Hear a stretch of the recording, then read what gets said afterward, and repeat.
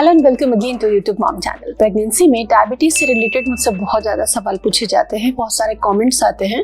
तो आज मैं आपको बहुत सारी इंपॉर्टेंट बातें बताऊंगी जो कि आपके बच्चे के विकास से रिलेटेड हैं। अगर आप पहले से डायबिटिक हैं और अब आप प्रेग्नेंट हैं या फिर प्रेगनेंसी में आपको डायबिटीज़, जेस्टेशनल डायबिटीज़ का सामना करना पड़ रहा है, दोनों ही कंडीशन में आपको बहुत सारी टिप्स आज मिलने वाली हैं इस वीडियो में। तो फ्रेंड्स, एक कंडीशन होती है कि एक डायबिटिक मॉम है और वो प्रेग्नेंट है। दूसरी कंडीशन होती है कि अगर आप प्रेग्नेंट हैं तो प्रेगनेंसी के 20वें हफ्ते के बाद जब स्क्रीन होता है, जब टेस्ट होता है आपका डायबिटीज का, तो उसमें आपको बताया जाता है कि आपको जेस्टेशनल डायबिटीज के लक्षण हैं और ये टेस्ट में भी आया है और इसके लिए आपको अब डाइट, मेडिकेशन को फॉलो करना पड़ेगा।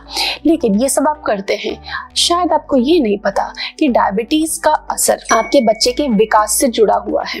किस तरीके से जुड़ा हुआ है, पहली तिमाही में क्या हो सकता है, उसके बाद क्या हो सकता है, डायबिटीज का लेवल कितना होना चाहिए, ये सारी चीजें अब मैं आपको बताऊंगी। तो सबसे पहले हम बात करते हैं कि जो ऑलरेडी डायबिटिक हैं और अभी वो प्रेग्नेंट हैं। तो डायबिटिक लोगों का जो ब्लड शुगर का टेस्ट होता है, जो 3 महीने का आंकड़ा बताता है कि एवरेज औसत शुगर का स्तर कितना गया है। अगर वो 6 से कम है तो फिर भी ठीक है, कोई ज्यादा समस्या की बात नहीं। लेकिन अगर वो 6 से ऊपर चला जाता है तो उससे क्या संभावित खतरे हो सकते हैं गर्भ में पल रहे शिशु को।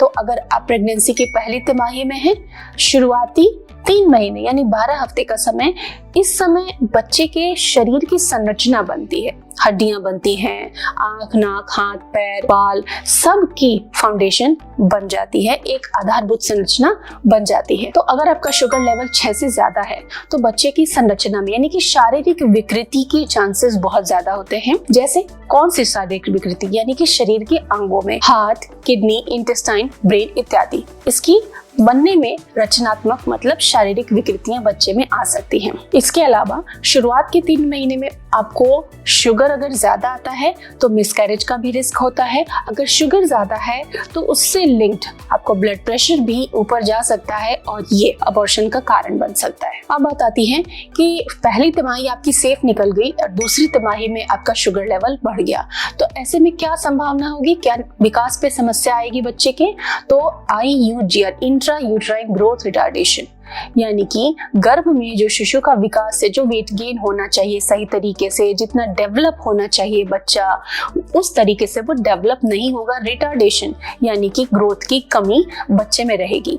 तो शुगर लेवल अगर 10 से भी ऊपर है तो काफी ज्यादा चांसेस हो जाते हैं बच्चे में विकृति आने के। तो ब्लड शुगर लेवल को प्रेगनेंसी में आप अगर कंट्रोल करके रखती हैं तो बच्चे में विकृति के चांसेस नहीं होते हैं। लेकिन उसके लिए आपको सही डाइट, सही रूटीन, एक्सरसाइज और कभी कभार अनियंत्रित शुगर में मेडिसिन का भी सपोर्ट लेना पड़ता है। लेकिन बच्चे की ग्रोथ रिटार्डेशन को समझने के लिए और उसके लिए समय पर सही दवा और उपचार होने के लिए आपको समय समय पर अपने टेस्ट कराने होंगे। जैसे 12th वीक पे, 16 वीक पे, 20th वीक पे अलग अलग टेस्ट होते हैं, डबल मार्कर और एनोमली स्कैन, सारे टेस्ट आपको जरूर कराने चाहिए अगर आप डायबिटिक हैं या आपको प्रेगनेंसी में डायबिटीज पता चला है।